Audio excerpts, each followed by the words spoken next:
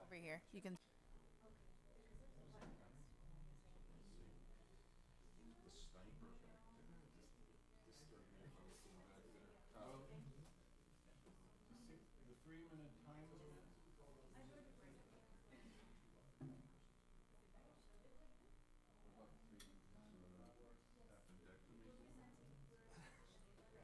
Appendectomy. He's not coming. Right. What, I saw 3 minute? Michael I saw. Oh, because it's 5. Yeah. We need to get something from the clerk. So excited for this one. But I'm so interested. Fait to come. Huh? It's not, it's really not our job.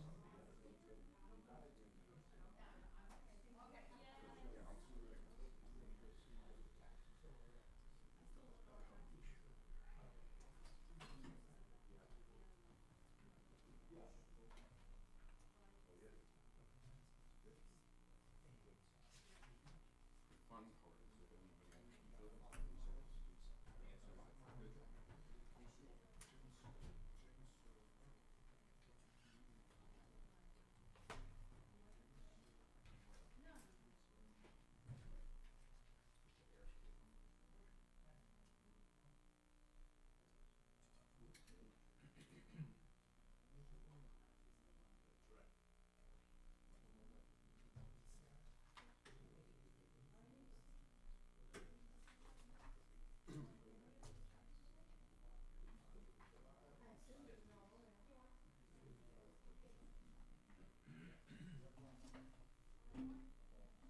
It's like this little key.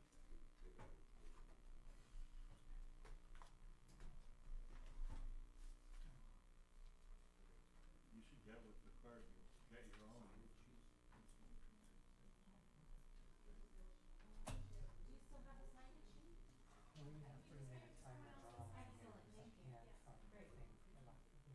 Oh. Okay. I can't imagine Well, anybody showing it up. depends. I mean, I'm not gonna be able to come. Right. If you need a timer, just ask. One of us could do it on our iPhone. Right. Are you feeling better? You don't look any better. I wanted to give you the same style jokes. Yeah, you exactly, give us. exactly, exactly. That's love, that's love. Are you better? I'm better. I'm better. It's just a little scary when you go to the hospital thinking something else and then they tell you like, hey, you're gonna get operated in 5 minutes. And you're like, what? It freaks you out a little bit, you know? And then the guy goes, no, we're gonna come in, we're gonna do 3 holes, we'll get it out. I got those two.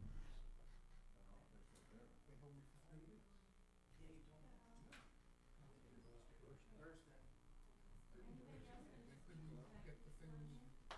Well, My the favorite longer you kind Your of- drugs were wrong? You should pass by. You should have passed by my house, played some Latin music, and given me brought some drugs over there. Hey, we don't want him in there.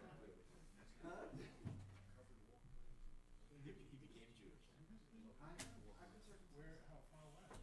Should we turn on the microphone? Do you want to announce it to everybody? Do I put it on tape? Yeah, I just want to TV? the rest of the, it's like from here.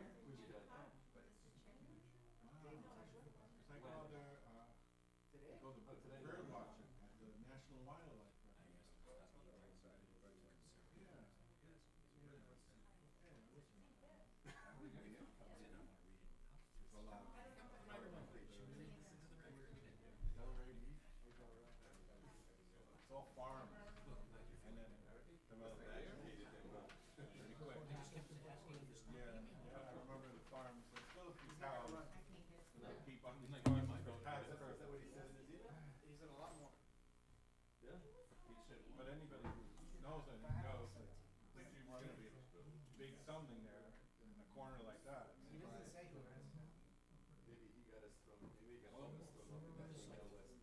Well, it was after the last meeting, about a week afterwards, he emailed me, I kept asking him to stop, and asking him to stop, and asking him, then all of a sudden I get that message. It's doing a good job. Oh, really? Yes.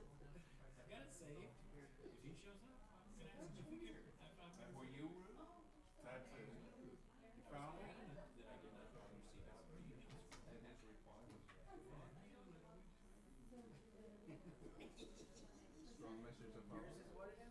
Data to me. Huh? J-U-S. What do you call it? Okay, so it's very easy. I got it. You see, you guys were still getting it these past 3 weeks. I haven't gotten one. I'm glad I asked them to stop. How you been, man? How's it going? Kreisberg, you saw what I put on your email? Yeah. I go, what do you think, I'm Kreisberg? You said I was childish. Trying to analyze these parcels. If I can't bother him anymore. I have to You didn't bother know what that was. You just can't bother me with the Jewish jokes. I took it as, Here, you know, you're the one that's gonna lose if you push I it too took far. it as post-surgical growth. Have them come in and sit with us for a couple of days. I mean, I'm answering a lot of questions. You haven't even opened it yet? I've made You went to all the Yeah. trouble and you spent $3 million getting it. We have a few weeks. What was it? Selling this is like He sent it at 2 o'clock today. I can read, but if nobody can build, you get locked in. Yeah, Jay, I sent it to you. Something they can do. Is he 100% this guy? What is it? Fiddler's he 100%? What is this, stage one? He's not. Oh my God. So I'm asking, everything else meets And he has a strong the opinion. criteria, but the But like, he's a really smart guy. it's the heart. But she's thinking that she figured out that He just comes across. what they are trying to do. So pretty much have to put Relatively new. Right, you got 110 feet. No, it's really good, but you gotta be in the playoff. Mr. Smucker's not coming. I can figure out how to do it. From half story, one wow, floor. So the garage was like, come on. I'm not good at looking at I garage. invite her to the next party. Just like this,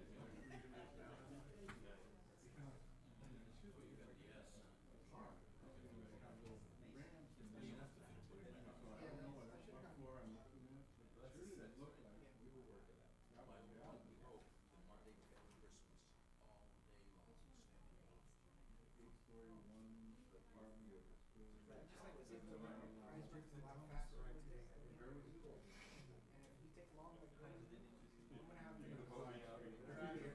Make a motion. Kreisberg's in, you know how I feel about Kreisberg. We're in, we're out. We really have no role in this. No? You Try, know, guys. This thing, we're I'm ready to go. Okay. All right. You have a red face. Maybe. I don't know, maybe. Big time that's gonna happen. Good evening. Welcome to the North Miami Beach Planning and Zoning Board meeting of Monday, February 9th, 2015. Would everybody please stand for the Pledge of Allegiance to the flag? Pledge allegiance to the flag of the United States of America and to the republic for which it stands, one nation, under God, indivisible, with liberty and justice for all. Thank you. Would the secretary please call the roll?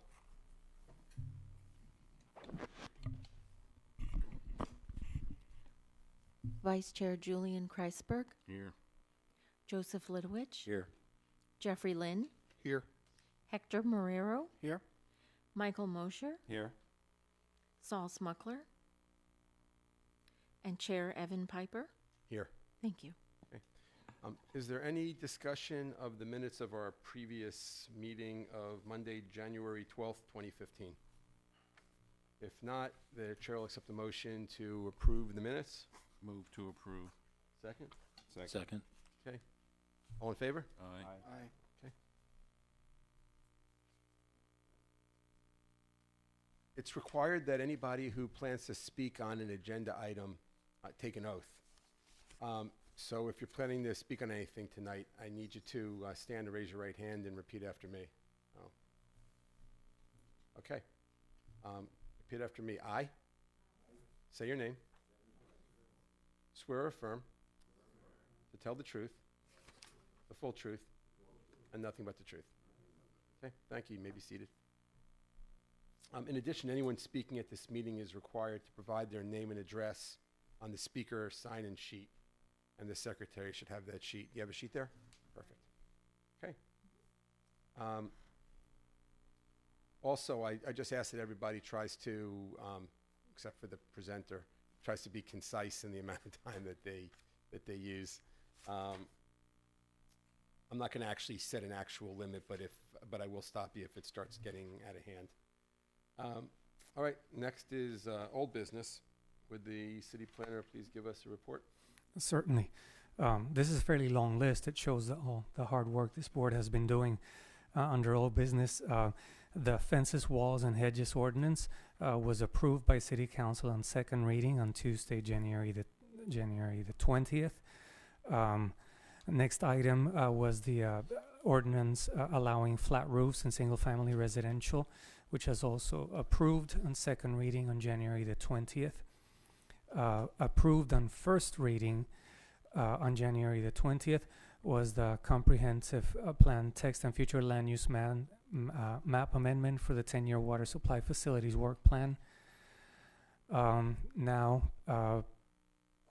Also on first reading was approved the abandonment of right-of-way abutting 1875 Northeast 167th Street in and the project that was going to use this right-of-way, the Solo building, which was also approved at 1875 Northeast 167th Street.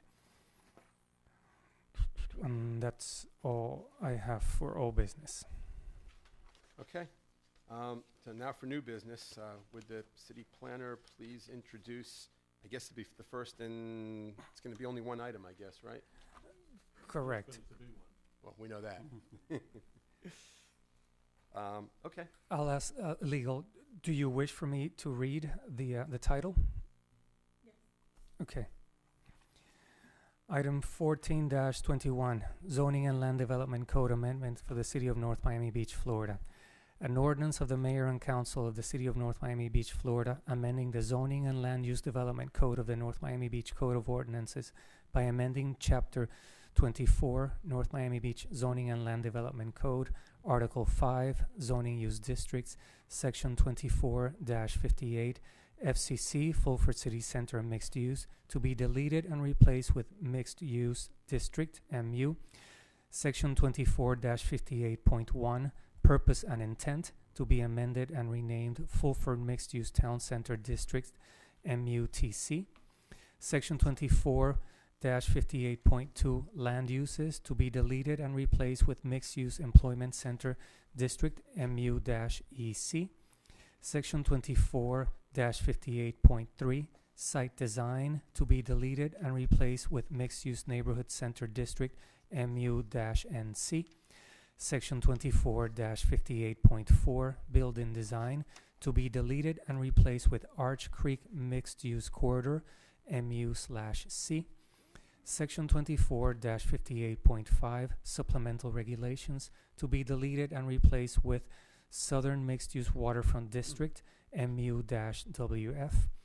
Section 24-58.6, Northern Mixed Use Waterfront District, MU-EF, to be added, and Section 24-58.7, Eastern Mixed Use Waterfront District, MU/WF, to be added, creating certain mixed-use overlay districts and providing for district regulations and sub-area regular plans, street network connectivity regulating plans, designated public open spaces, and greenway systems regulating plans, and building height regulating plans for each mixed-use district, amending the official zoning map referenced in Section 24-31 of the North Miami Beach Code of Ordinances to rezone certain properties and apply the mixed-use overlay designations to those certain properties as provided for in the attached Exhibit A, providing for the repeal of all ordinance or parts of ordinance in conflict therewith,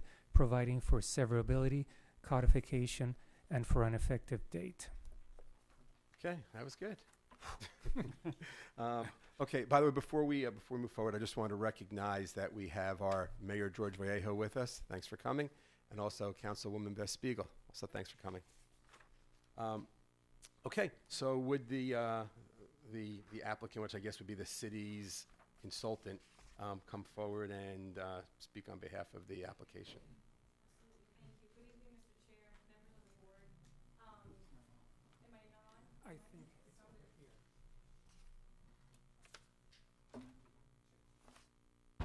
Yeah, I think can you hear me now? Okay, great. perfect. Okay, for the record, Natasha Alfonso with Redevelopment Management Associates.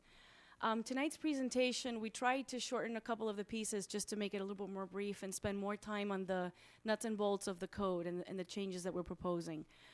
We are going to touch a little bit upon the public input process that we've had thus far to date. The overall code structure, how to use the code if you're coming in with a new site plan, for example. What we've heard and how those issues were addressed both in the zoning map as well as the text amendments. And then two things that we're going to add here today. Number 4 is the comments that we addressed after the City Council workshop that, if you recall, some of you may have attended a couple of weeks ago with the City Council.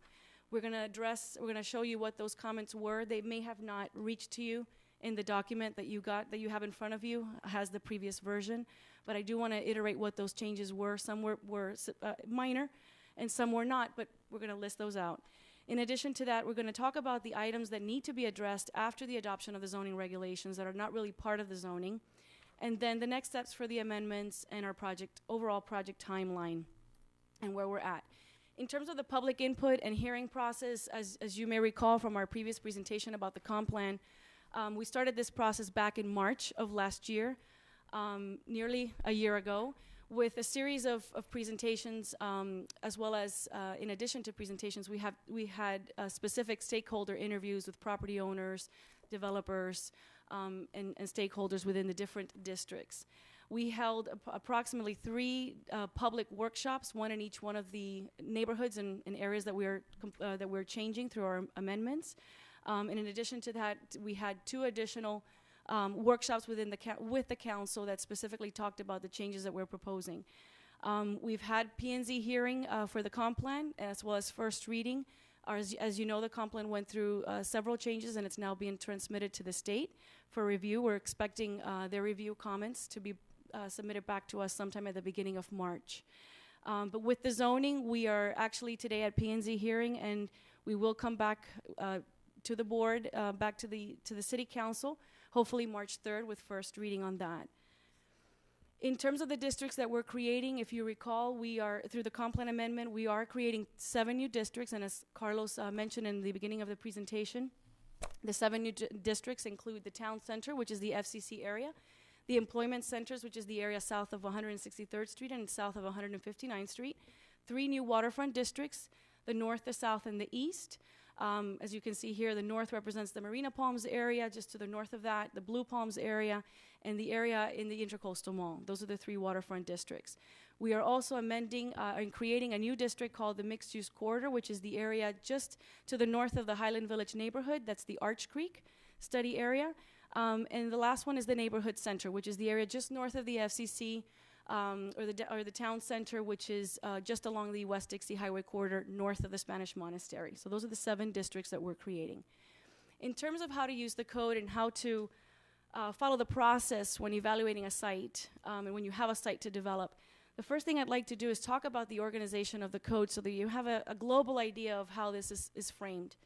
As Carlos mentioned in his when he presented the item and the changes, we are basically taking the FCC district that exists today, striking that out, and creating 7 new districts. But in addition to that, we're creating a section that talks about, that handles all the general development standards that apply to all of the districts the same way. So under those general development standards, you're going to see that there are the definitions, the general definitions, the overall purpose of what a mixed-use district is, your general street standards, landscape and open space, vehicular access and circulation, any general use standards, height, general parking, fences and walls design, and the general review process that a project has to go through. All of the general, again, standards that apply to all of the districts in the same way. In terms of the specific development standards, such as the ones for the town center, the employment center, the neighborhood center, the corridor, and the 3 waterfront districts, We there then prescribe additional information that's specific and only relative to that particular district. And that is where we hold or where we implement the regulating plans, such as the street hierarchy and connectivity, the building height requirements, the open spaces and greenways, the permitted uses that are allowed within that particular district, any height incentives, if there are any, for that particular district that are unique, special parking requirements or incentives, the permitted building typology diagrams, for example, that are permitted within that district, as well as setback, lot standards, and any specific review procedures. And what I mean by that is, you'll see as we get along further in the presentation, there were specific items that were addressed or were and were identified way in the beginning of the process when we were looking at the amendments to the zoning as well as the comp plan that were particular to each one of these districts. And we actually have in each one of the districts specific review procedures to ensure that all of those items are being addressed specifically for those districts. So the first step in understanding how to utilize the code is to first identify what sub-area your specific property is located in within that particular district. You can see here I'm using the MUTC, the town center, as an example. The little star that's in yellow basically represents a property that we just picked hypothetically to give you the example of how to use the code. And it's the property that's located just to the north of Hanford Boulevard, east of 19th Avenue. Again, the first step is to identify which sub-area location you're in. And what we've done is we've created a regulating plan called the Sub-Areas Regulating Plan, which helps to divide the mixed-use district into 3 main sub-areas, depending on the location of intensity and density. So for example, the core sub-area, which is the high, let's say the more dense hatch that you see here on the screen, is the area that has the highest density and intensity, and that means in terms of height as well as number of units that can be allocated within that particular area. The transition area is that area with the medium density and intensity, and obviously the edge is the area with the lowest. So this particular site, as you can see, is within the transition sub-area. The second step that we do is to identify what the surrounding street designations are. We've created a regulating plan for each one of these mixed-use districts that shows the street hierarchy as well as connectivity that is required within that particular mixed-use district. What this plan shows is the location of existing as well as required new streets where it's applicable. In the town center, for example, there aren't any new streets to prescribe, but in other districts there would be, and you'll see that a little bit further in the presentation. As well as the hierarchy of the streets. We've established a hierarchy from primary to tertiary that actually talks about the difference in terms of pedestrian quality, and I'm going to get to that in a minute. That particular site, as you can see, has a street designation around its property edges of a primary A, a primary B, both primary, a secondary, and an alleyway. And what that means is primary streets, for example, in terms of the hierarchy of that network, are the primary pedestrian-oriented streets. These streets can be modified with respect to alignment, but they cannot be deleted or vacated in any way. And the reason for that is because we want to ensure that there's pedestrian connectivity and quality. And the hierarchy of the streets are important because it helps us to actually define the standards for street improvements, for active use, requirement of active use, and all of those things that are important for the pedestrian quality based on the hierarchy of the street. Secondary streets, on the other hand, they promote connectivity and accessibility between multiple modes of transportation. So in the town center district, for example, if we were going to have multiple modes of transportation between vehicles, mass transit, or rail systems, as well as pedestrians, secondary streets are there to help maintain that connectivity. They can also be modified with respect to alignment. In this particular case, in the town center, for example, there are new secondary streets that are particular to the site that's just near the U-Haul site, where the future rail station could be located. That particular area we've identified as a possible new realignment of roadways in order to be able to create better connectivity between the multiple modes of transportation, especially if there's going to be rail or mass transit brought to the site, which we think is important. Tertiary streets and alleyways, they also promote connectivity and they help to establish block length requirements. You will see that in our MU standards, in our general standards, we have maximum block lengths that are permitted. And again, that's to ensure connectivity for both vehicles and pedestrians. Tertiary streets can be modified with respect to alignment as well. These are the only streets, tertiaries, and alleyways that are permitted to be vacated. And you will see later in the presentation, one of the things that we identified early on in the process of the urban design analysis is that some of the streets within the town center, some of the alleyways, are important to be vacated, or it's important that we allow any kind of air rights easements in order to ensure maximization of the site and better block development. So you will see that in our criteria, tertiary streets and alleyways are permitted to be vacated, and there's a whole list of things that they have to follow in order to ensure that connectivity is still maintained. In addition to the street network connectivity plan and hierarchy, we do establish specific street standards, both for CRA areas and areas outside of the CRA. So in all of the districts, we have created special street standards, specific standards that talk about the minimum widths of sidewalks, minimum widths of landscape strips that are required, again, to ensure that we have that high level of pedestrian quality in every one of the streets. So you will see that there are specific regulations for not only the minimum sizes, but also the types of landscaping and things that we would like to see to improve the area. In terms of the street modification and deletion, what I was talking about in reference to the tertiary streets and alleyways.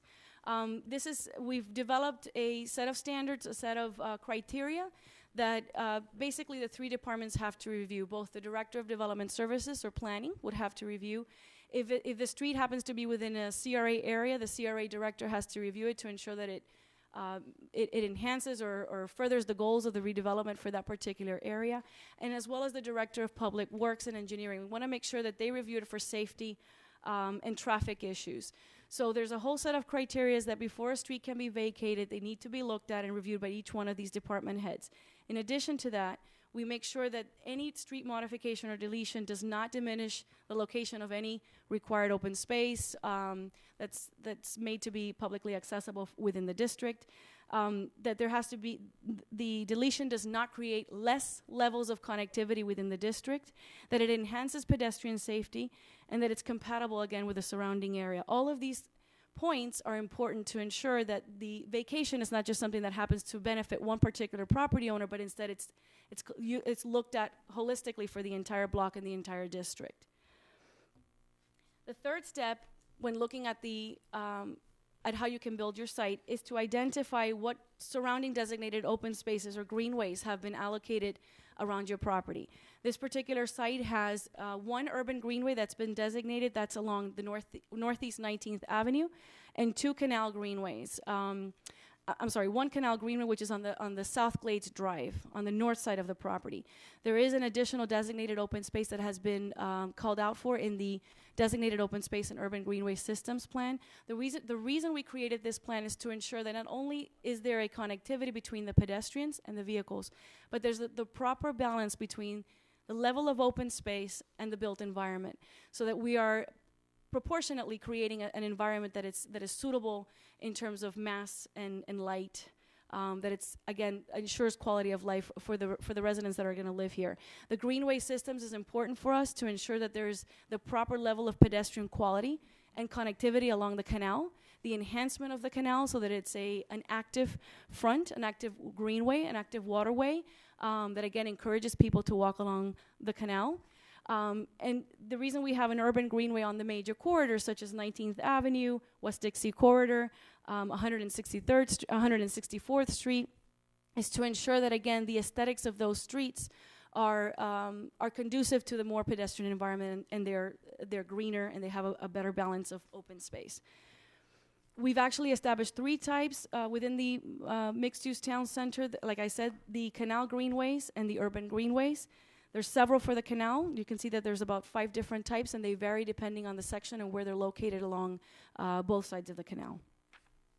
In terms of the designated open spaces, we have criteria, regulating standards, specific standards that talk about the types of open spaces that would be permitted in a town center in an area that's very urban, and they range between a plaza, a square, and a green, and the only difference between all of them is the number or the percentage of open space and landscaping that's permitted. A plaza usually has more hardscaped areas than a green space, but they're all equally important, equally viable, depending on the kind of use that's surrounding it. Plazas are usually surrounded by commercial uses. Greens are usually surrounded by residential. In the CRA areas, we are proposing additional tax incentives, and we'll talk about that at the end of the presentation in a little bit more detail. But we are proposing additional tax increment rebates, incentives for properties that develop green space, and there's a minimum requirement for how big that green space has to be within their property. Excuse me for interrupting. So the green spaces are going to be surrounded by residential, basically? Is that what you said? No, And the plaza spaces would be surrounded by commercial? For the most part, that's the criteria. We write it that if for a plaza, if you choose to build a plaza, you have to have primarily commercial uses on the ground floor. If you choose to have a green space, because you get to choose which open space you want to design for your site, then you would have to have primarily residential uses around it, yes. And the square would be? And the square is a mix. So it's really a mix of commercial and residential. It's more flexible. Thank you very much. Okay. Then for the other areas outside of the CRA, such as the waterfront districts and the corridor district, we do have special requirements for the designated open spaces in return or in exchange for the new added entitlements that we've given each one of those districts. In terms of the designated greenways, we have, just like the regular street sections, we have specific cross sections for the greenways. This is an example of what that greenway along the canal, along the Snake Creek Canal, looks like. We basically create criteria or establish criteria for both the public as well as the private part of the greenway, because the greenway does consist of both within that particular space. The public side obviously contains the area within the right-of-way that's along the street edge, containing the sidewalk and the landscape area. The private area of the greenway is the area within the required setback. So the reason that we actually designate the greenway to be both areas is because we want to ensure that there's active use or habitable use along the greenway, to ensure, again, safe and quality type of pedestrian access. Again, in the CRA areas, we offer additional tax increment rebates for the development or maintenance of the greenways, as well as the contribution to a public open space fund. And I will talk about that in a little bit later in the presentation. And again, in the other areas, such as the waterfronts and the corridor, these greenways, as well as open spaces, are required as part of or in exchange for the increased entitlements. The next step is to locate or identify what the maximum building height is permitted for your site. So we have established a building heights regulating plan that is unique to each one of these districts. The building heights regulating plan, again, establishes the maximum building height that's allowed within each of the sub-areas. So what I was talking about earlier in terms of the sub-areas, which divides the entire district into areas of intensity. The building heights does the same thing, and it sort of matches the sub-areas regulating plan. You can see here that in the MUTC, the core area allows for a maximum height of 30 stories, up to 375 feet. The transition, which is the area that's been identified here, the site that's been identified, allows anywhere between 25 and 20 stories, depending on where you're located. And again, we're trying to create that sort of transition of heights from the core to the edge. And the edge, of course, depending on where you're located, if you're specifically adjacent to the lower density residential, which is on the west side, north of the canal, you're permitted a maximum height of 3 stories. However, if you're along 19th Avenue, you can see you're permitted a maximum of 15 stories, which is what's permitted today. So we wanted to make sure there was that issue of compatibility addressed within the mixed-use town center. In addition to the regulating plans, we've established specific building typologies. You will see there's a whole package of about 7 different building types that range, again, from the most intense to the least intense. Again, they're there to give a very clear depiction to property owners and developers of the types of buildings that we would like to see within the area. It's very flexible, but it definitely shows the kind of development scenario that we would like to see to, again, ensure quality of space, quality of life, and active uses along the street. You'll hear me say that a million times, but that really is the core and the goal of why we're doing what we're doing. The most intense building type is the tower building type, which is, again, a building that has a pedestal height of approximately 8 stories, and then above that, depending on the size of your floor plate, you can go up to the 30 stories. So again, in order to ensure that there's the right balance of mass, the right massing for each one of these high intense building types, the tower is the most intense building type that you're going to see, and it's got the maximum pedestal height of 8 stories. Then you have liner buildings, courtyards, flex building types, townhouses, side yard houses, and courtyard houses. So you can see that they range from the most intense to the least intense. In addition, a liner building type is the building type. It basically means that you have a parking structure that is lined by habitable use, and it could be office, it could be residential, it could be commercial. But it basically means that there's an active use or habitable space that's lining a parking structure. Again, trying to conceal that structure from the pedestrian view and making it more appropriate and compatible.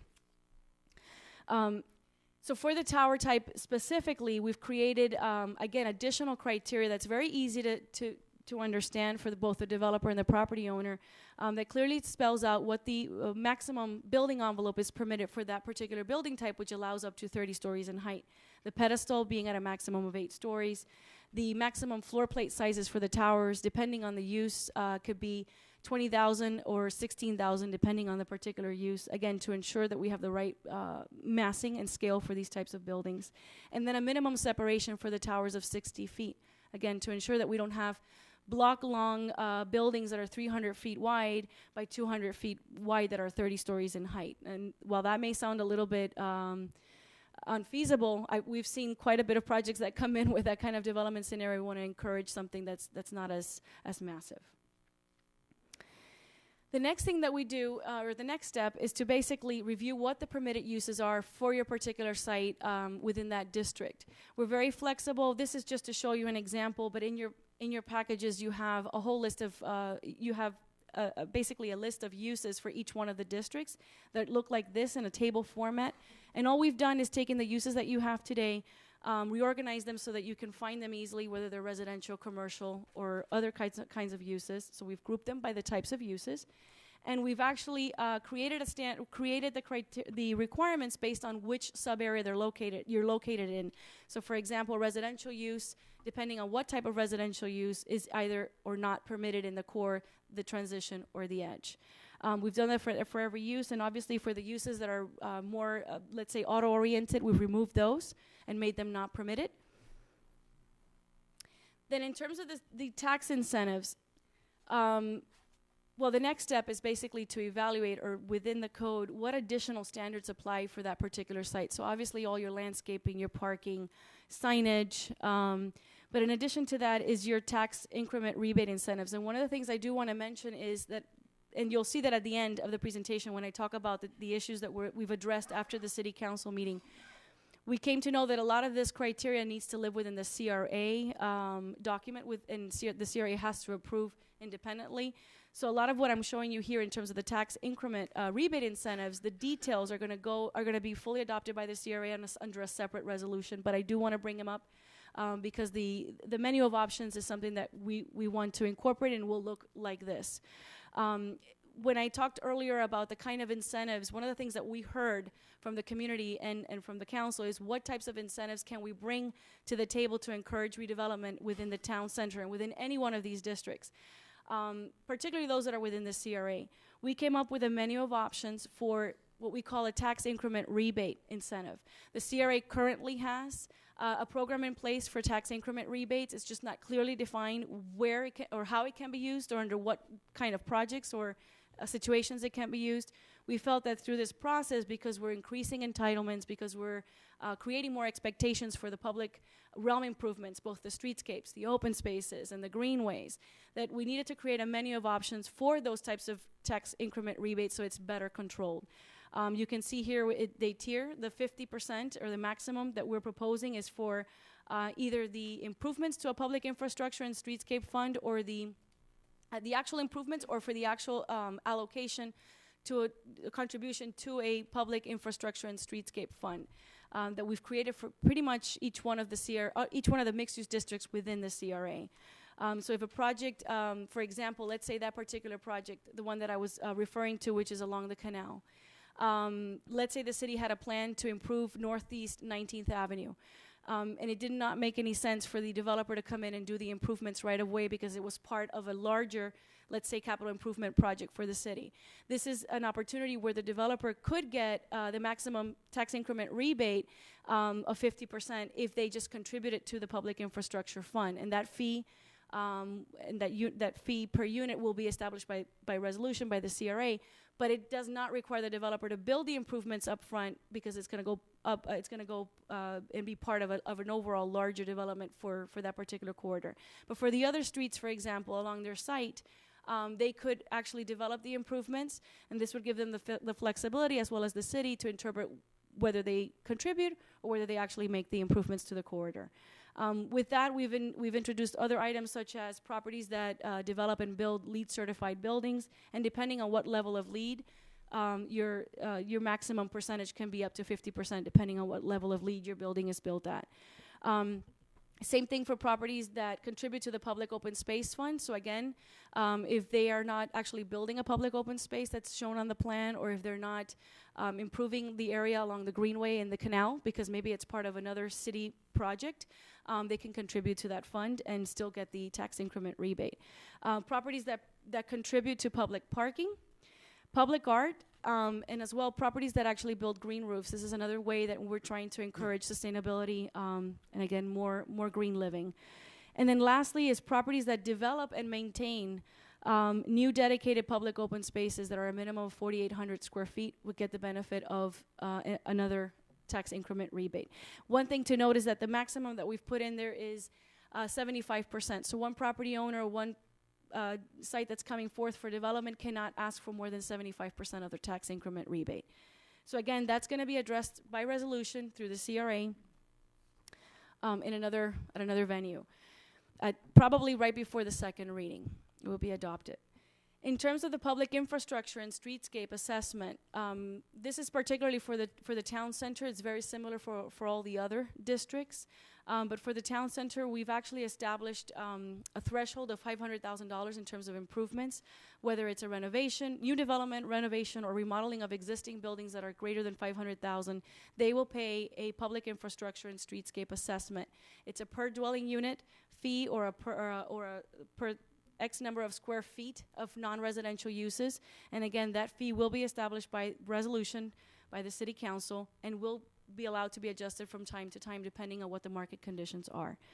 A separate fund will be established just for this, especially for the town center district. So any money that's collected for that from the developers will be implemented and will be utilized within that specific district. And and this is the same for every other district. The fund, again, will be used by the city and could be used for many things, both for the improvement and maintenance of existing streets, and anything that's related to both not only the aesthetics but also the infrastructure, so utility upgrades, things of that nature. The same thing with the public open space assessment. The threshold is at $500,000 as well. It's a per unit fee as well as a per X number of square feet for non-residential. And again, it's in this particular case for the town center, the Public Open Space Fund will be utilized for both the Snake Creek Canal Greenway improvements that could be done citywide, any existing public park improvements, or additional new parks that they want to bring into to that particular district, or any improvement to any of the recreational areas and facilities that are existing within the town center district. The public art assessment is very similar. The difference between this and the other two assessments is that we feel the public art fund can be utilized citywide. So for example, the monies that get collected by the developers within the mixed-use town center can be actually put into a fund that serves the entire city and not just the town center district.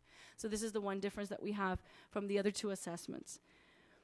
In terms of the approval process, and that's really, this is almost the end of the process in determining what you can build on your own site. In terms of the approval process, we have two steps, depending on if you're in the CRA or not. If you're within the CRA or outside of the CRA, you are required to attend a pre-application meeting. So every developer, every property that comes in with a site plan approval is required to attend a pre-application meeting.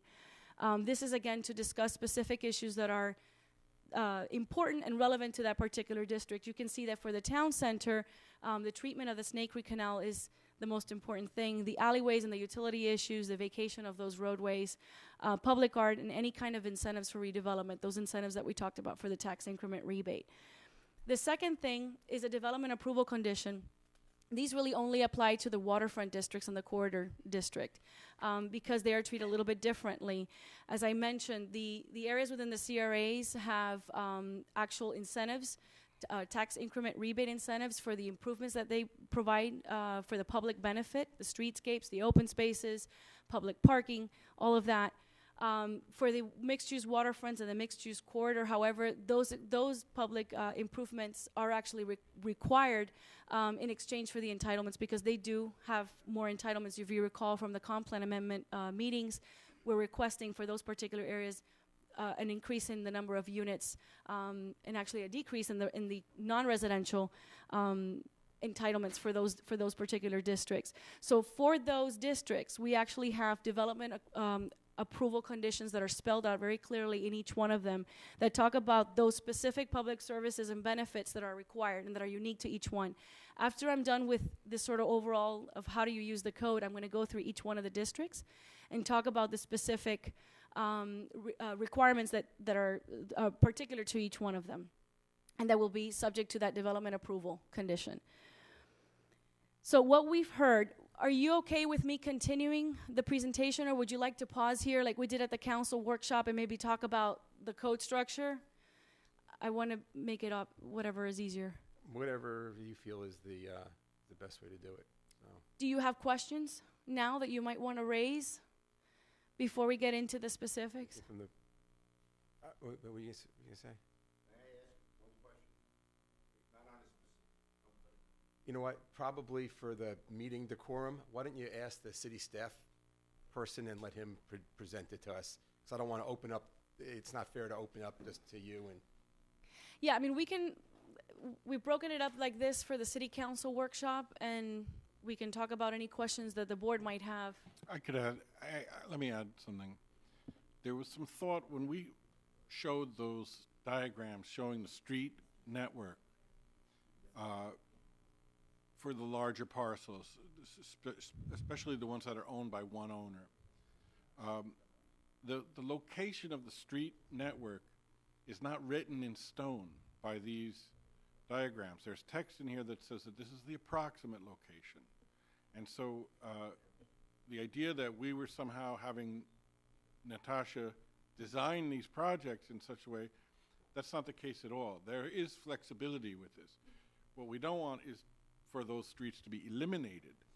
In other words, you have to have the streets, but if there's a design plan that the street works better over on this side or that side, it's flexible enough to accommodate that. And that the same goes for the location of the open spaces as well. It's the approximate location, but if site plan works out that over here is a better location or that, it's flexible enough to accommodate that. What we don't want is just a development with no open space or streets. Right, or any street connectivity. Can I ask a basic, very fundamental question regarding this whole matter? It's on, but we're sitting here as the Planning and Zoning Board. What is our function? We're not going to be addressing anything relative to tax incentives. I think that's totally not our function. Right.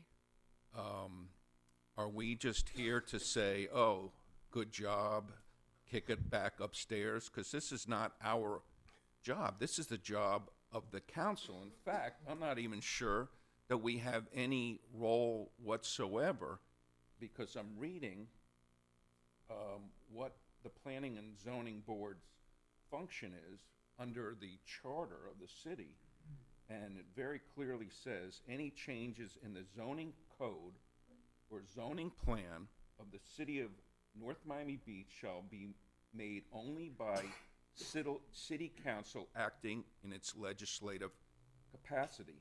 Yeah. The city council may provide by ordinance that changes be initiated by application to the Planning and Zoning Board for advisory action by it in recommending the adoption or recommendation of the proposal. Number one, I don't even see in the code where that has been set up for us to be an advisory board.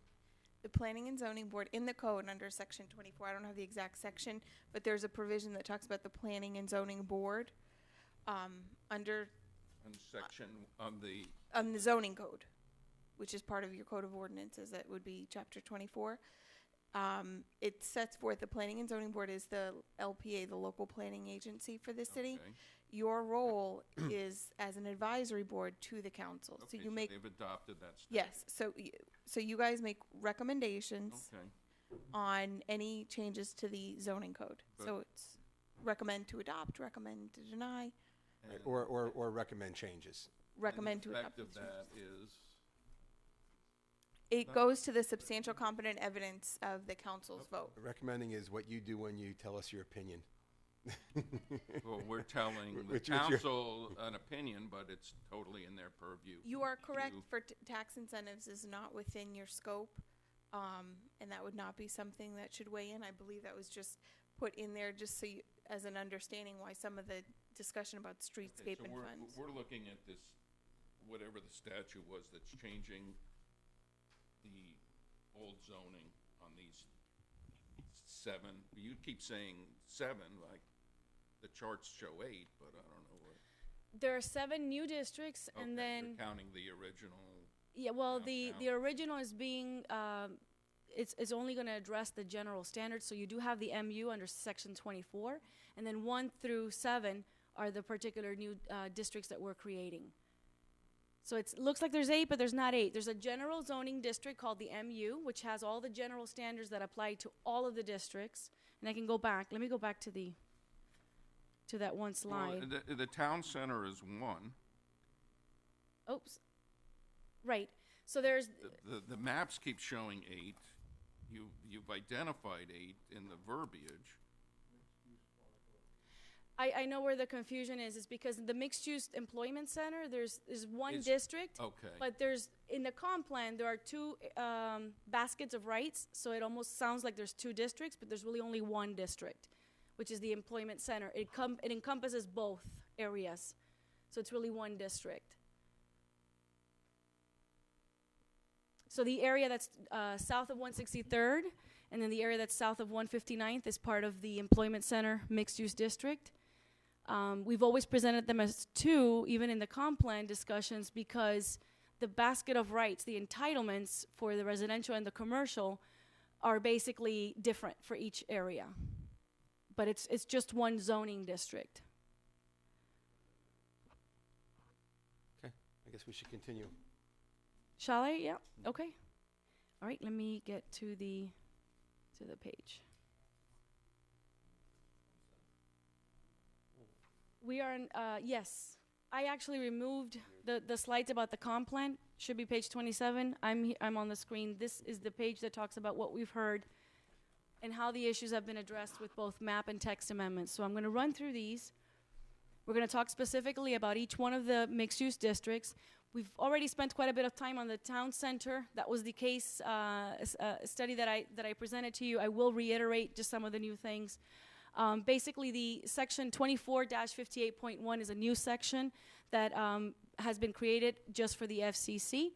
We've amended a lot of the existing language that's there now to reflect the new desired development objectives for that particular district, which is study area 1. In terms of the highlights, obviously we're encouraging transit-oriented development that's consistent with a very urban downtown environment. And one of the main objectives, again, in terms of the uses, was to prohibit some of those standalone auto-oriented uses, such as surface parking lots, gas stations, auto service, and repair uses that, again, don't really encourage walkability and are not compatible with the kind of transit-oriented environment that we would like to see in the town center.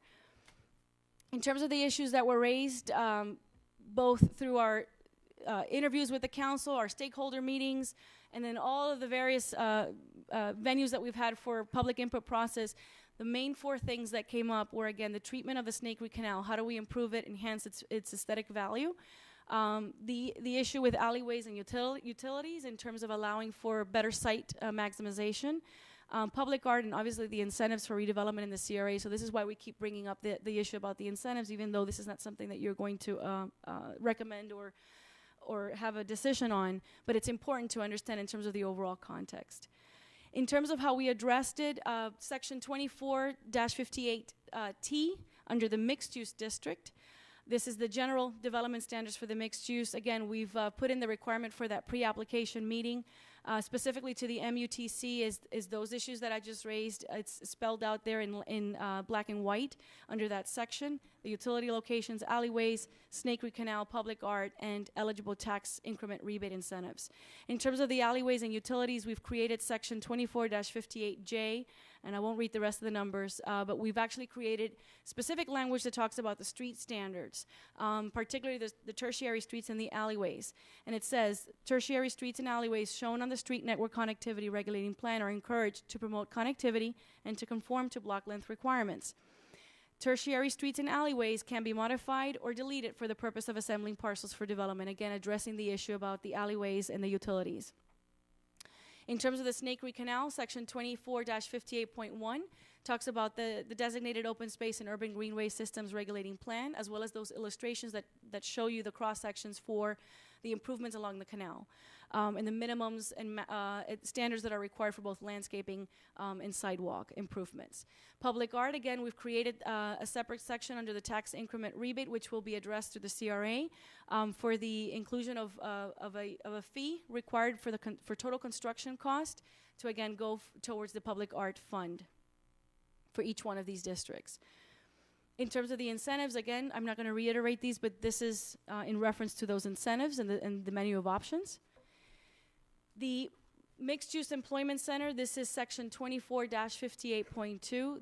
These are the two areas that we were just talking about, 163rd Street South and 159th Street South, study areas 5 and 6. In terms of the highlights, the main thing that we want to achieve in this particular district is to encourage economic development that is supportive of high technology and service-based activities, hence the term employment center. That's compatible, again, with residential uses.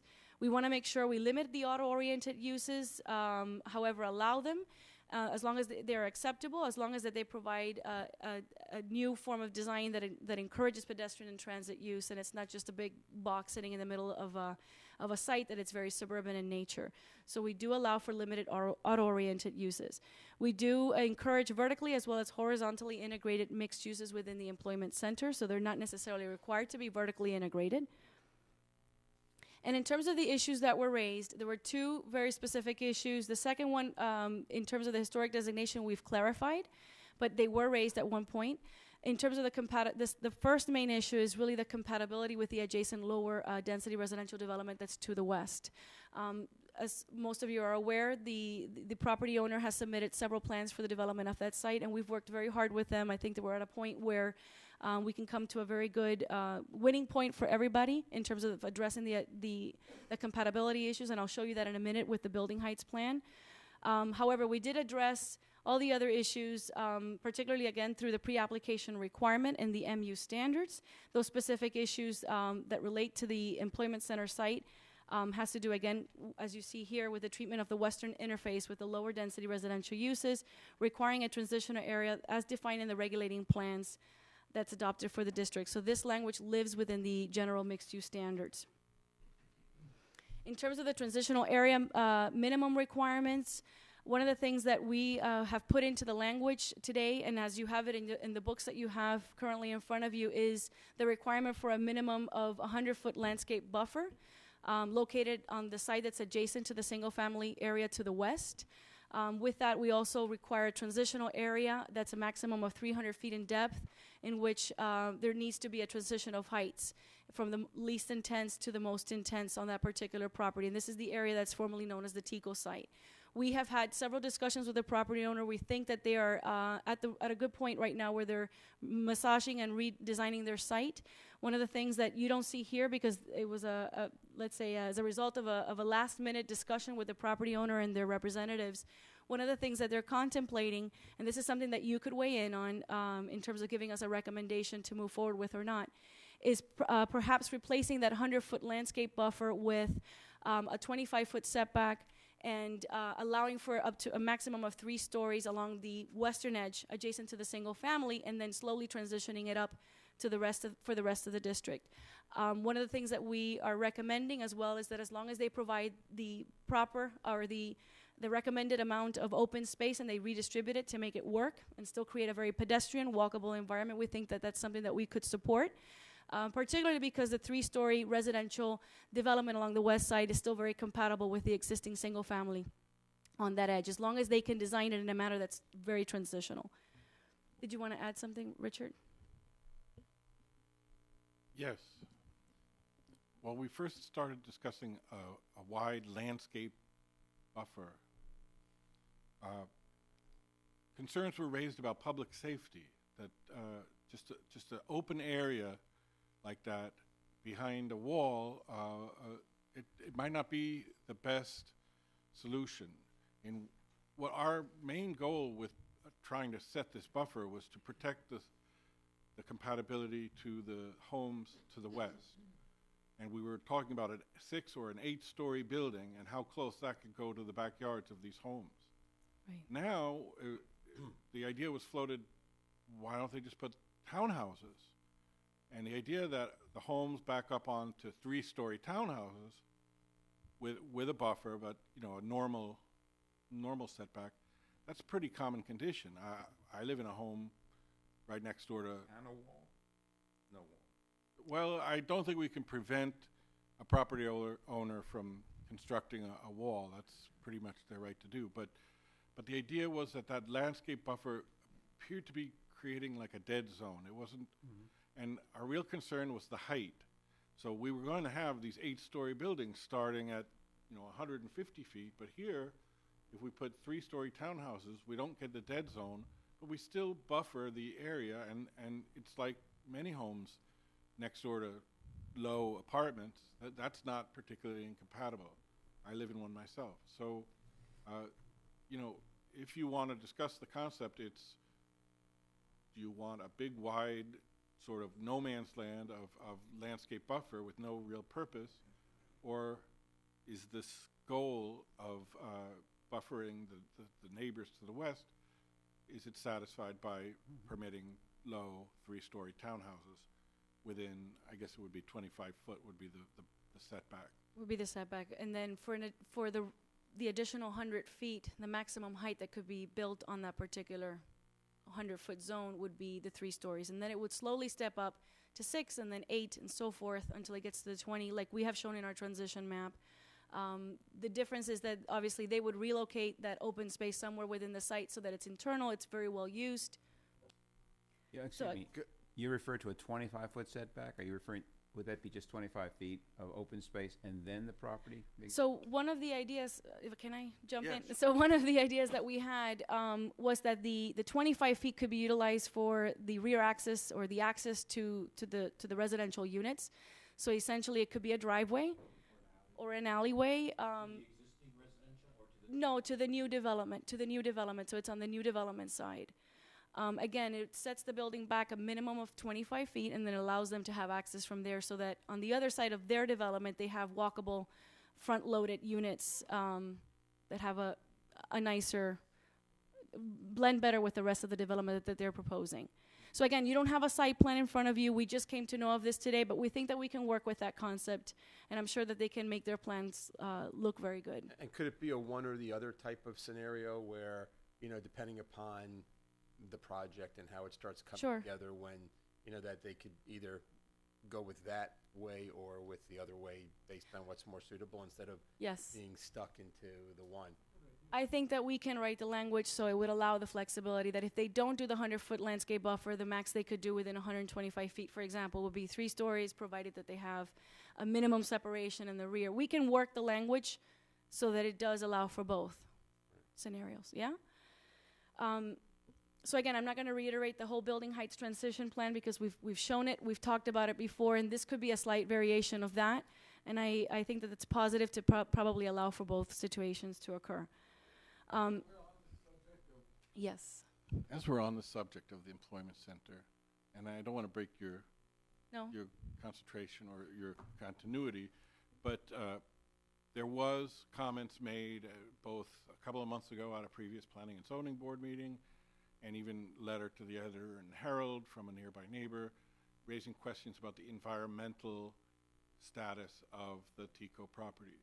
At the last two board meetings, though, both the city attorney and myself advised that really that those issues, while important, are not substantive to the comp plan amendment that we were adopting that time, Right. or really for this zoning as well. But in an abundance of caution, the lawyer that has the most experience with this cleanup case is here. If you have questions, I know some of the planning board members had some feelings on that.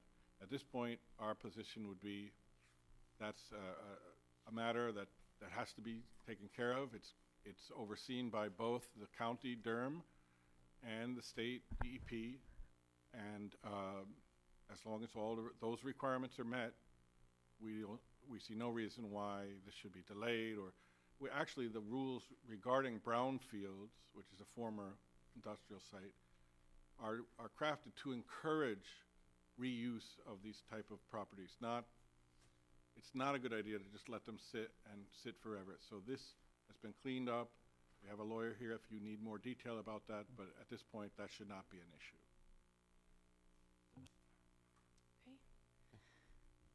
Okay, the next section is the next district are the three waterfront districts. That's sections 24-58.5 through sections 24-58.7. These are new. Study areas 3, 4, and 7 on the little map that you have in the beginning of the presentation. The objectives here in terms of design, redevelopment, and those sorts of issues for these particular districts is to maximize the economic and aesthetic resource that's obviously is created by the waterfront location and access. The second thing is to require public access to and beautification of the waterfronts themselves, since it has the potential for that. And to allow for multifamily housing that will enable residents to live near the waterfront in each one of these districts. In terms of the issues that were raised, for all of the issues, obviously the main issue for all of the districts, obviously the main issue that was raised is the requirement of the public access to the waterfront. And we make sure that we address that through our design analysis and through the zoning requirements, and you'll see how we did that. The second issue that's related specifically to the South Waterfront District was the screening of the existing FPL substation in the South Waterfront District.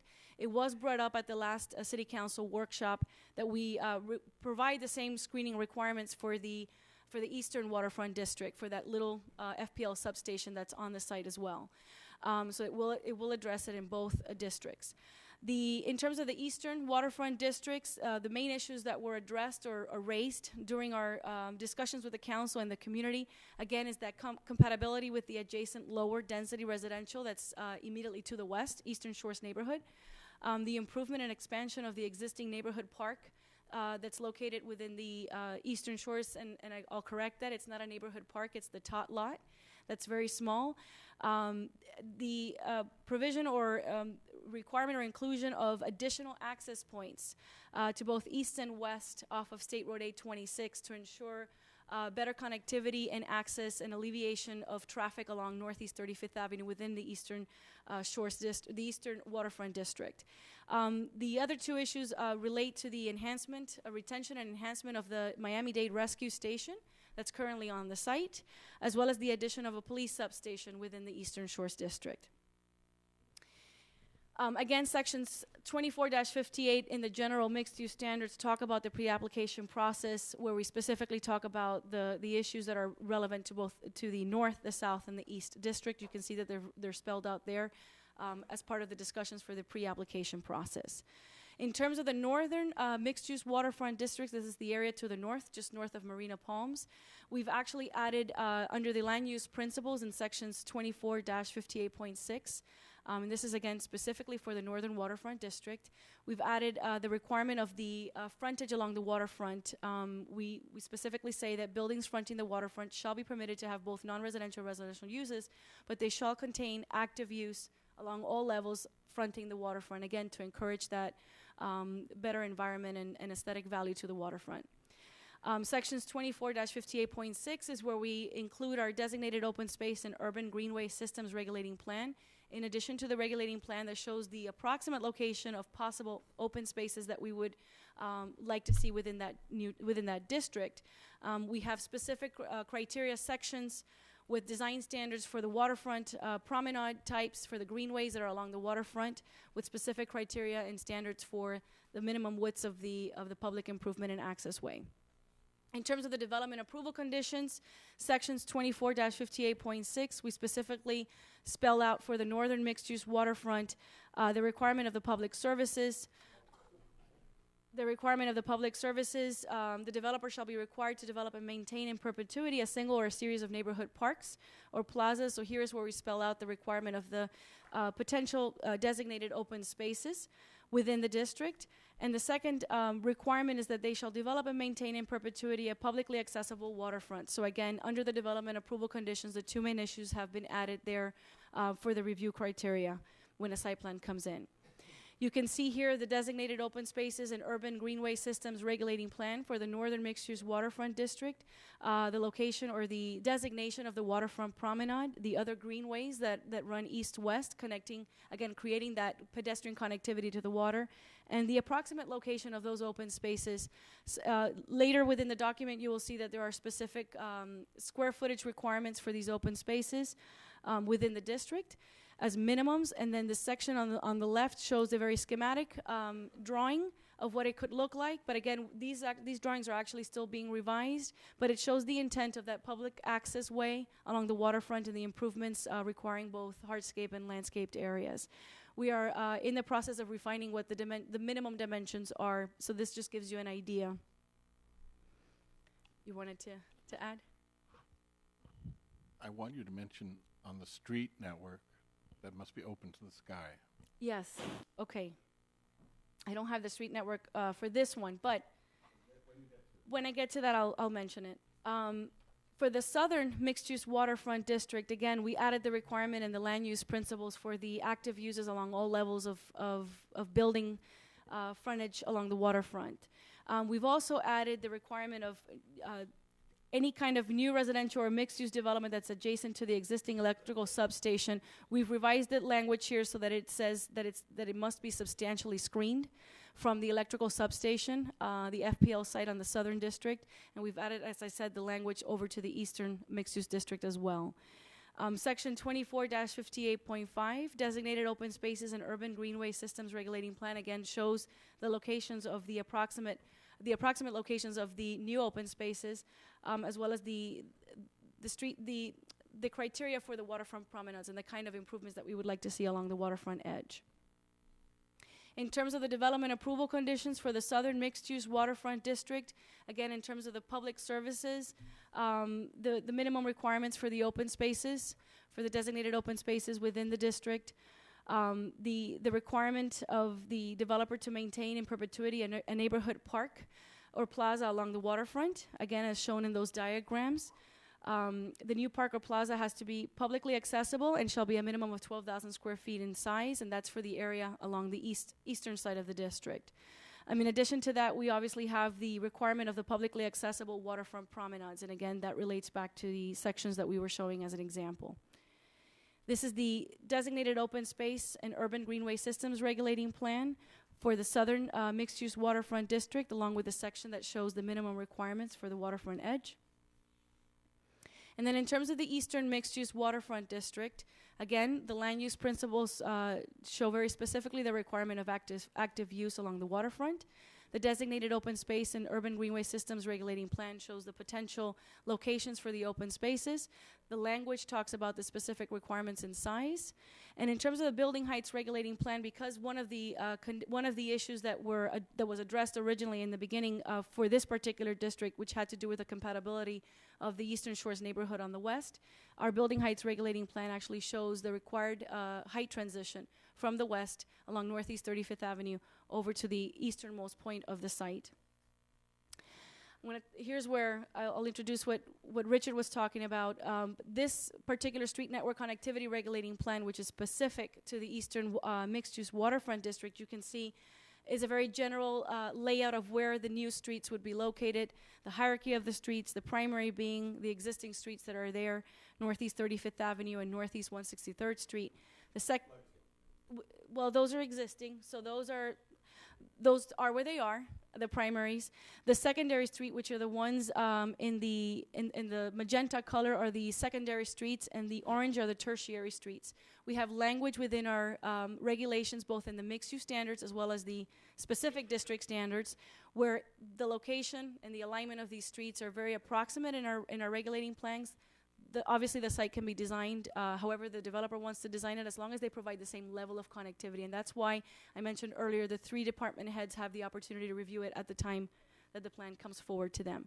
One of the issues that we have included, and again, it'll be reiterated at the end of the presentation, has to do with the percentage of open space along designated or primary and secondary streets. So, for example, a primary or a secondary street shall have 100% of their entire length of the street open to the sky. And the reason for that is to ensure that we don't have any public streets or any streets that are primary or secondary that have buildings over it. And in order to create a larger block development, we want to make sure that it's, again, encourages pedestrian walkability and the right balance of public open space. Do you have a question? Feel like you're walking This map around that the you're city. showing on page 46, so are you going to be realigning the main entrance and exit from Intercoastal Mall away from 35th Avenue? So one of the conditions, yes, that was, what did you want me to? The mall's been there already for many, many years, and it seems that most of the traffic that enters and exits it Off goes of along 35th. 35th Avenue, the same as Right. the residents of Eastern Shores use that same street. So now you're Correct. going to try to So change that main entrance. Let me answer. We're going Sure. to try, they are looking at roadway alterations, under the bridge and the whole 9 yards, so that additional development on here will not burden 35th Avenue. It's not saying that we're taking traffic away from 35th Avenue. I suspect that at the end of the day, there will still be an entrance on 35th Avenue. But what we're saying is new development shall not overburden 35th. Correct. And to accomplish that, there needs to be access to the east-west. So I'm not designing their project, nor are the consultants. We haven't seen a site plan yet, but I would expect that there would be openings. that Wouldn't this be rather complicated because we're talking about state roads here? It is very complicated. It'd be out of our hands, really, wouldn't it? Well, the developer of this particular parcel knows that traffic is the #1 issue, and they're not going to solve that with what's currently in place. So I think it's very important that new options, new access be created so that we don't just dump additional volume onto what's already a tough situation on 35th. How receptive would Florida Department of Transportation be to this? Well, they've been in told they're making discussions progress. already. Yeah. Pardon me? They've already made discussions with the state on that particular issue, and they're, as And what do you Richard said, perceive their response to be? Will it be positive, or is it just going to be a lot of talk for a lot of years and nothing happens? we can ask the developer. They're here. The representative of the property is here. We can ask them to maybe state at the end of the presentation or now what their recent discussions have been. But from what we've heard, it's very positive. We're putting it in the code to ensure that it's not something that's forgotten. We're making it as part of the development approval conditions, is that when they come forward with a site plan, they come with that already resolved, with a traffic study and a specific idea of the new of the additional access point that's going to be required off of 826. Thank you. Okay. So in terms of the designated open spaces and urban greenway systems regulating plan for the eastern waterfront district, you can see here the plan. This particular plan shows the location of the existing tot lot, which is approximately 5,800 square feet on the northwestern portion of the site. As Richard said, this plan just shows very schematically where the new open spaces could be located based on the street pattern that we've illustrated, but obviously that can be changed and redesigned as long as there's still that level of connectivity and the level of balance between the public open space and the built environment. What this shows is there is a potential for an additional 6.3 acres of open space for the site, as well as somewhere at around 2,000 linear feet of access to the waterfront, of public access to the waterfront along the edges. Again, you can see the development criteria on the left side of the slide for the design criteria for the waterway conditions and the edges along both the north and the eastern side. In terms of the building heights regulating plan, this plan shows the transition of heights, specifically as they relates to the single-family residential on the west. Along Northeast 35th Avenue, you can see that the plan illustrates that for a distance of about 300 feet, the maximum height that can be permitted is 3 stories, or 35 feet. In addition to that, there's a requirement for a landscape buffer of at least 50 feet on the edge that's immediately adjacent or fronting the single-family residential along Northeast 35th Avenue, again, to create that feeling of openness and connectivity of all the open spaces in the waterfront. And then you can see that the heights basically transition from that point within the first 300 feet over to the next line, which is about 600 feet. They transition anywhere between 6 to 8 stories. And then from that point towards the east, they go up to 12 stories, and then 20 stories, and then 40 stories, which is basically the easternmost portion of the site. So from the eastern portion of the site, from the eastern property line to a maximum of 300 feet, those 2 blocks that are shaded in dark in a solid color would be permitted to be a maximum of 40 stories, and everything from there on is completely transitional in terms of height. In terms of the development approval conditions, the public services, again, that we are making sure are written within the zoning language as part of their requirements that they have to come forward with when they bring or they submit their site plan. Again, is the developer has to show basically they have to relocate, rebuild, and improve or otherwise enhance or address, depending on the direction of the city or the county, the existing fire rescue station. So they have to address that site, whether it is to rebuild it, renovate it, relocate it, or enhance it in any other way that they come to terms with the county, as well as the city. The developer is required to provide or otherwise address, again, per city direction, the police substation on site, because that was one of the requests from the community, especially the neighborhood on the west. The developer shall be required to develop and maintain in perpetuity a neighborhood park, and you'll see here this is the old language, where we specifically talked about the northwest location of the park that's accessible to the Eastern Shores neighborhood. The only thing that we're proposing to change, and this was based on the City Council recommendation, was that the park did not have to be located on the northwest portion of the site. It could be located anywhere as long as it's publicly accessible for the neighborhood itself, and as long as it's provided at a minimum size of 65,000 square feet. The next development approval condition is the developer shall be required to develop and maintain in perpetuity, again, a publicly accessed waterfront promenade based on the criteria that we have, and the total open space requirement of the 6.3 acres of open space. The last requirement is the developer has to provide multiple access points, including direct east and west access to State Road 826. They have to provide some sort of traffic mitigation, such that, again, the development does not overburden Northeast 35th Avenue. So all of those things, all of those conditions are spelled out under the development approval conditions when they come in for a site plan review. The next section, and we have 2 more districts to go through. The next one is the mixed-use corridor districts. That's section 24-58.4. This is the area that we call Study Area 8, is the area just north of the Highland Village Residential District. In terms of its highlights, our objectives for the development of this area is to maximize, again, its location on a primary transit and business corridor, encourage economic development to support both the local and regional activity, and encourage a variety of workforce and market rate housing. Again, that's the main goal for that particular area in terms of its redevelopment. Again, we would like to limit the auto-oriented uses that are permitted already on the site or in that particular district, as long as they are provided in a manner that, again, encourages pedestrian and transit use. Again, very much like the employment center, we would like to support both vertically and horizontally integrated mix of uses in this particular district. In terms of the issues that were raised, the one main issue that was raised for this particular area was the awareness of, for any new development that came in, particularly if it was residential, the awareness of this particular district being adjacent to the Biscayne Landing development to the east. Again, in terms of the environmental cleanup and the related off-site impacts that were related to that particular cleanup on that site, the floodplain encroachment and the possibility of increased flooding. as well as connectivity and crime prevention.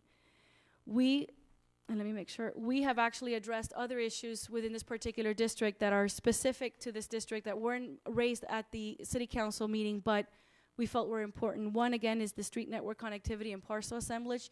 This particular district has one of the most, let's say, awkwardly shaped lots and blocks, making it very difficult for anything to get redeveloped on the site because the lots are not only very narrow, but they're also irregular in shape. So one of the things that we addressed with the new zoning regulations is to allow flexibility in terms of the street pattern and block parcel assemblage, and then the distribution of the streets within the district to allow for that to happen in a more natural way. As well as open space and greenways and the compatibility with the adjacent Highland Village residential district that's just to the south. In terms of how we address it, obviously, again, the requirement of that pre-application meeting with those specific issues have been specifically spelled out within the code, so that prior to any site plan proposal, these issues would be discussed. In terms of the street network connectivity regulating plan, you can see here, again, that the hierarchy of streets from primary, secondary to tertiary. The tertiary streets are those streets such as Highland Drive, Northeast 20th Court, Lake Drive, Northeast 20th Avenue, etc., that have been designated as tertiary for the possibility of vacating them to allow for, again, assembly of smaller parcels and the aggregation of lots in order to be able to develop more of a block length buildings and better distribution of uses and site maximization. So you can see here we've developed that criteria for those streets in order to allow for that flexibility of development. How does that work when you try to put a street over lots that have been owned by families for years and years? No, it has to be done, they all have to do it at the same time. So basically it encourages, correct.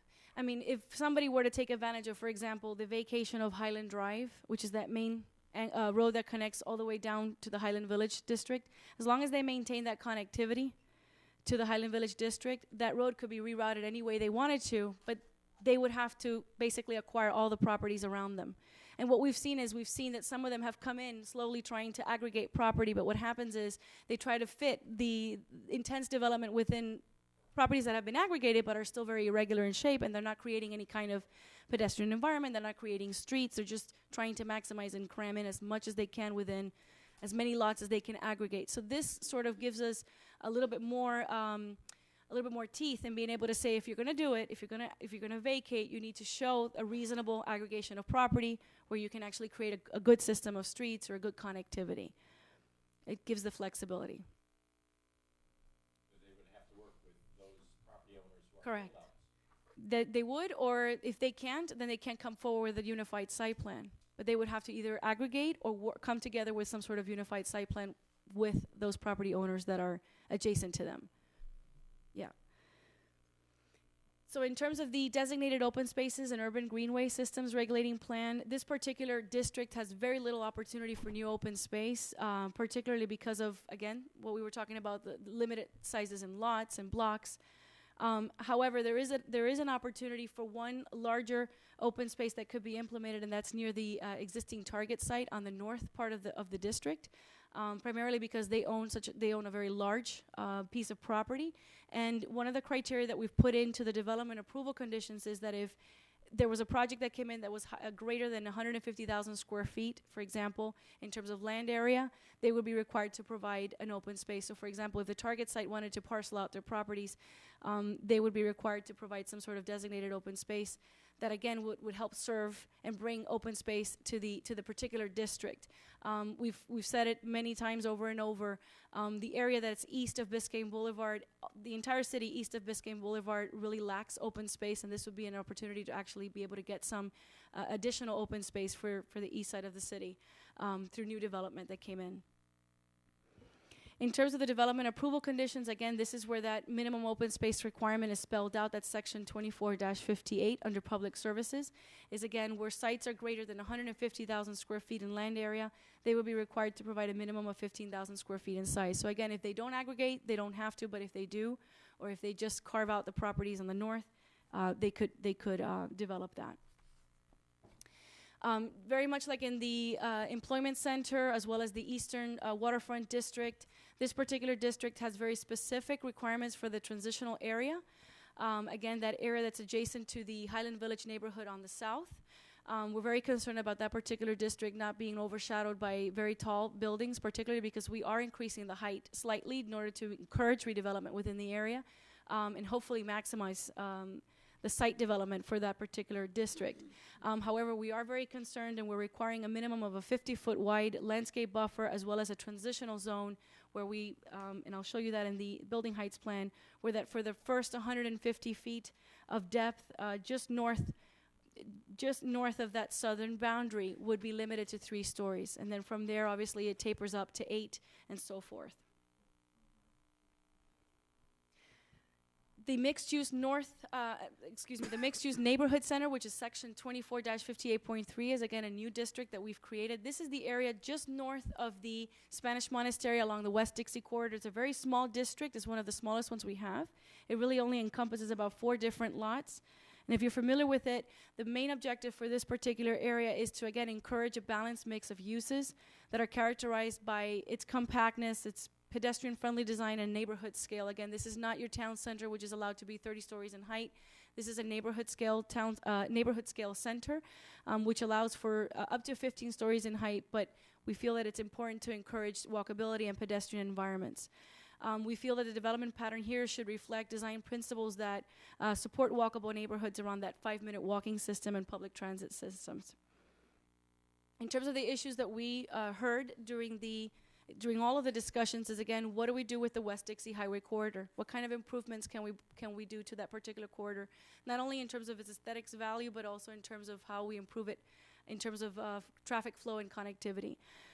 We've heard specifically about the possibility of maybe introducing some new open space and greenways for this particular district, as well as the compatibility of with the adjacent residential neighborhoods to the west, just behind the commercial businesses along the west side of West Dixie Highway.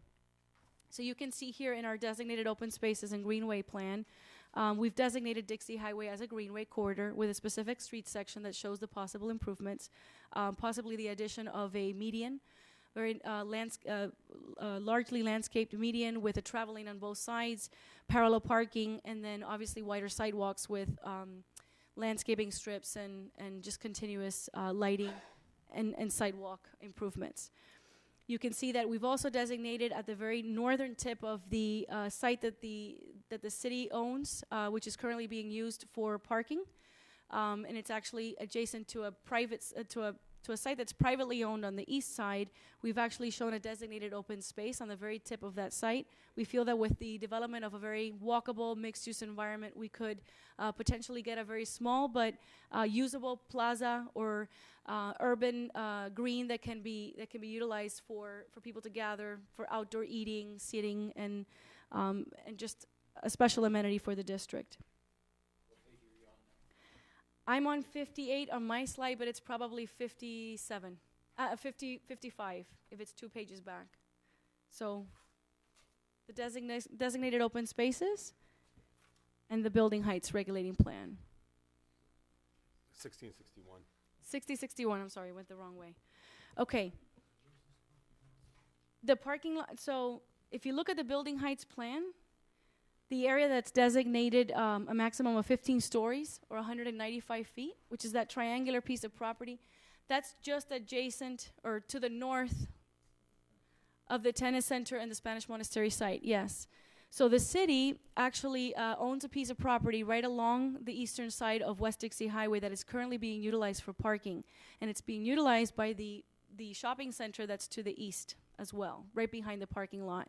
One of the thoughts that we had, obviously, is talking about the discussions of maybe a public-private partnership where the city could actually allow for the development of their parking lot so that it can be jointly developed by the property owner to the east and encourage, again, more uses that are walkable and a better streetscape for West Dixie Highway.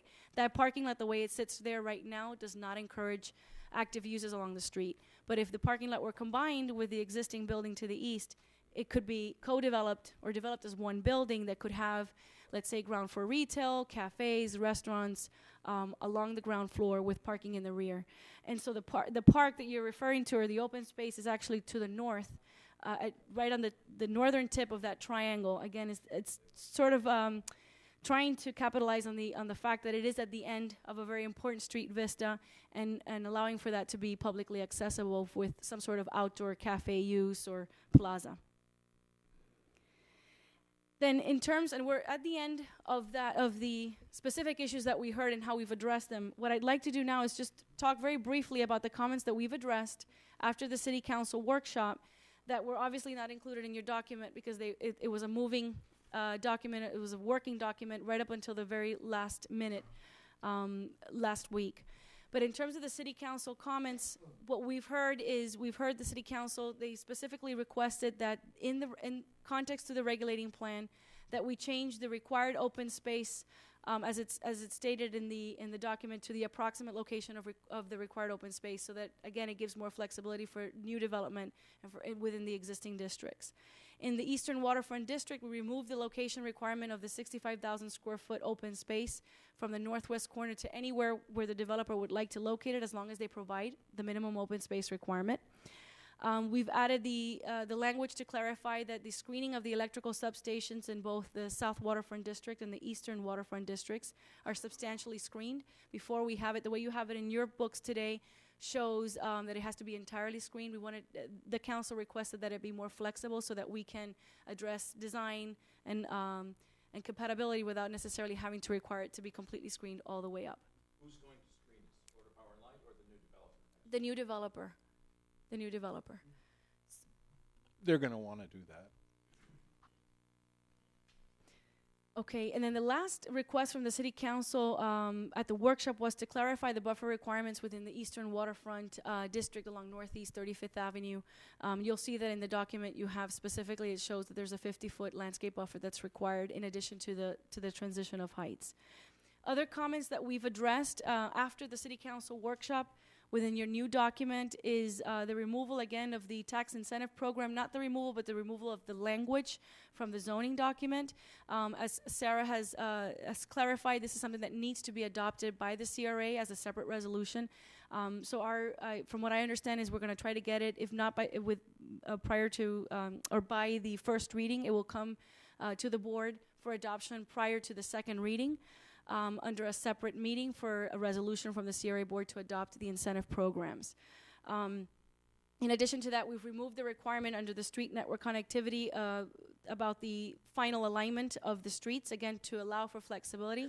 The alignment is still required in terms of connectivity is still required, but the final alignment word that we had in there, the requirement of that is being removed to ensure that there's still flexibility where those streets can land, depending on the design of the site. So we wanted to clarify that.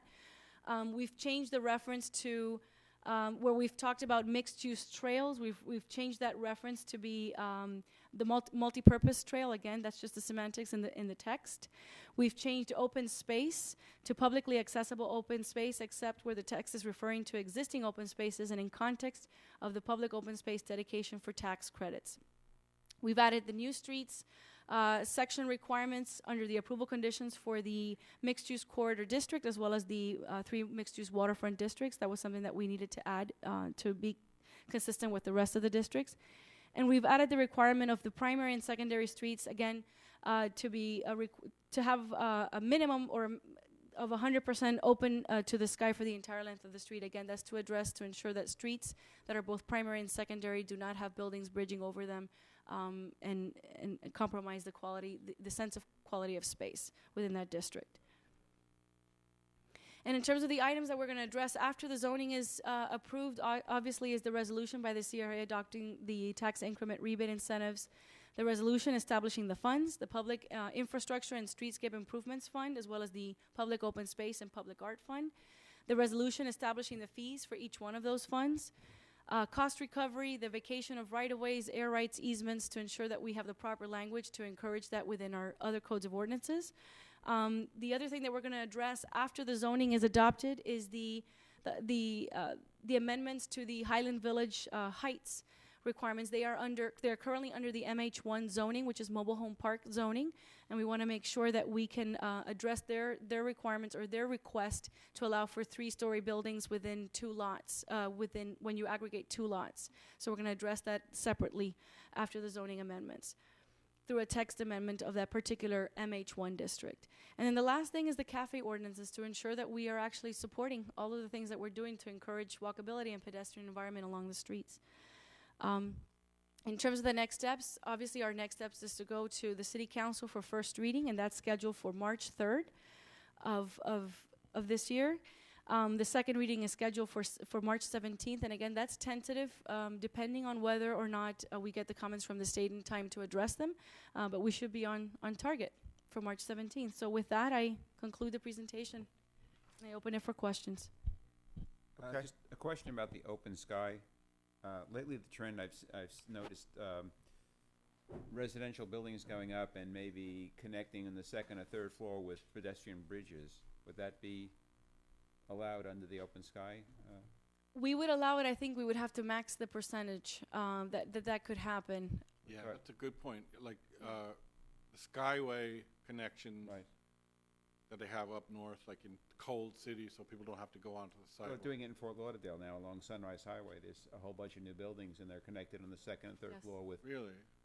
So what we saw was a schematic that had the road running underneath, and it was bridged over, but not by just a pedestrian walkway, by the entire garage and the entire complex. You don't want a tunnel. And now you're looking at a tunnel through a massive building, and that's not the goal here. Right. So I think we should not preclude the ability to do walkways, but not the whole building over the top.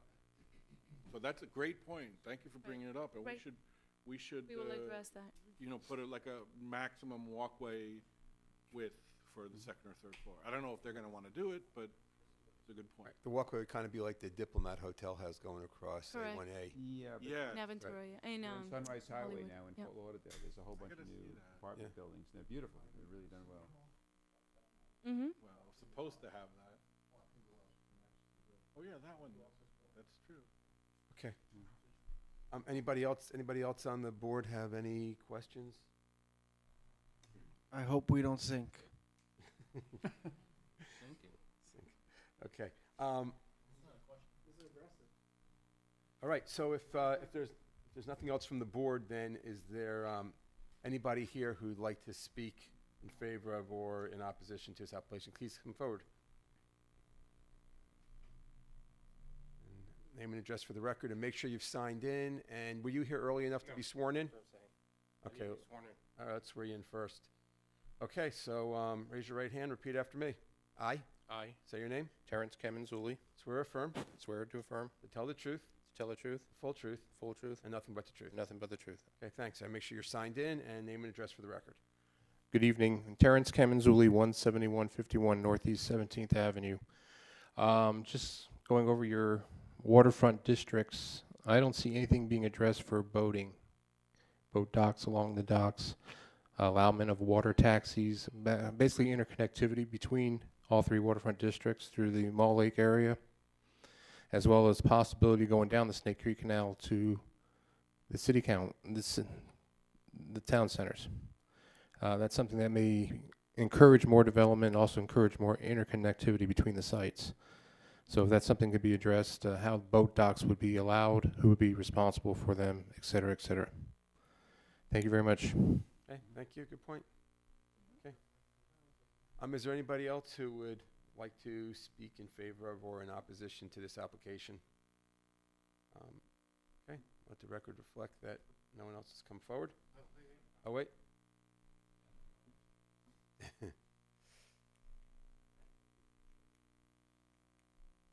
All right, name and address for the record. Sure.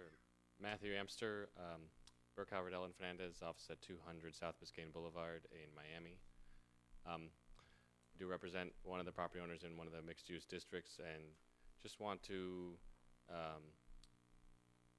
raise the issue of a lot of the mixed-use districts have multiple property owners today, and they may not be developed all at the same time. So there are some concerns with, there's all this great ideas of having connectivity between properties, but there may be some properties that get developed at one point, and then it's going to be some time before the adjacent properties are developed. You know, there are incentives here, I think, to certainly try to aggregate, but that may not happen, and it shouldn't prevent property owners from going forward. So there's just a need to try to address where you may end up having a partial roadway that is a dead end for at least some time, and also to try to address how would you don't want to go back to the first property owner who comes into the system and overburden them by making them have to redevelop when the next property owner comes in. So there's just some adjacency issues that I think would be great to have some guidance in the zoning for property owners to have some idea of what to expect, predictability in what the value of their property is and how the future will come about. Thank you. Thanks. Is there anybody else who would like to speak in favor of or in opposition to? Okay. Let the record reflect that no one has come forward. Okay. I guess there's anything further from the city consultant, anything like that, or we're good at this point? Okay. I think we want you to carefully craft your motion.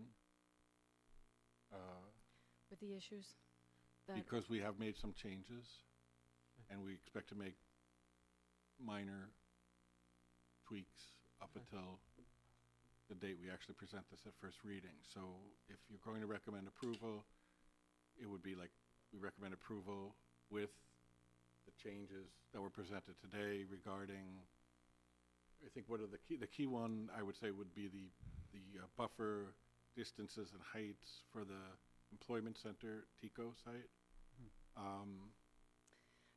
What else do we add? The northwest location, removal of that for the 65,000 Right. square foot. We'll just, open space. we'll just use some global presented. language that just says all changes presented today. Presented today. And do you need some I- language that says something to the effect of any future minor changes?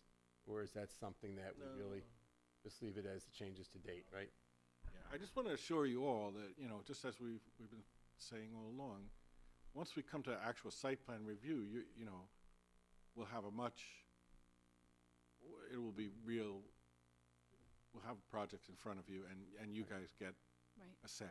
Right. So this is at the top level, and now the zoning is second level, but you will still see all of these projects at site plan review and have, all those questions, site-specific questions, be able to be answered at those times. Okay. Right. So in this case, is there any type of city recommendation that needs to be read into the record or anything before? Carlo? Yes, I will. RMA consultants have collaborated closely with the city toward the development of regulations that respect and enhance the quality of life locally while maintaining concurrency regionally. After working closely with RMA consultants and receiving input from various stakeholders up to today, the Planning and Zoning Department recommends approval of this well-thought-out Code of Zoning Ordinances amendments before you tonight. Again, with your approval carefully crafted to include the changes, the minor tweaks that are going on until now, because this is a working document. So we recommend approval so we may proceed to first reading during the City Council meeting of March 3rd, 2015. Okay, thanks. All right, if there's nothing further from the board, then the chair entertain a motion. Oh, someone step up to the plate. Let's do it. A motion to approve that as presented and any minor changes that are being made. Okay, is that acceptable language for the city attorney? Yes? Yeah. Okay. All right. Question on this wording. Is that the minor changes that have been made to date at the time that we're To voting? date. I think we mean Open-ended for- the minor it's changes not. presented today. Today. Today. Right. Till Yeah. the vote. Till now. Right. Right. Correct. No, Right. we can't expect you to All right. Do we have a second? mention something in the future. Second?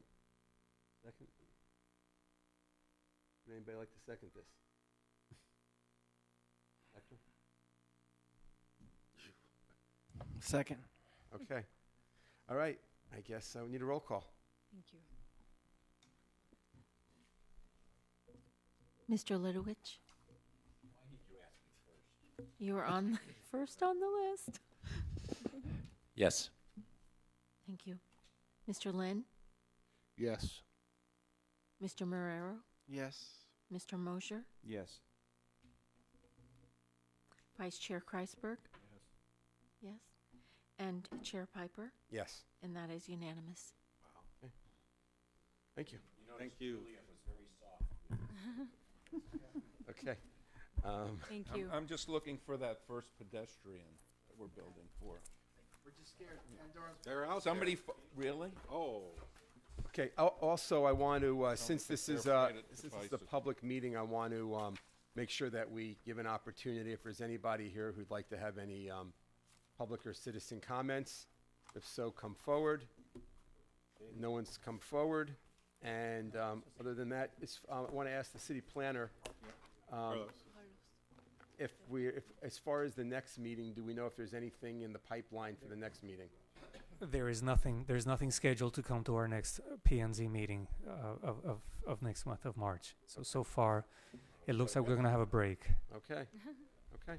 All right. With all that being said, would someone like to make a motion to adjourn? What's wrong with everybody today? Motion to adjourn. Okay, second. I second. All right. Now, All you in want favor? books back? Folks, if you want to leave your books, Just put 'em then I'll right take them and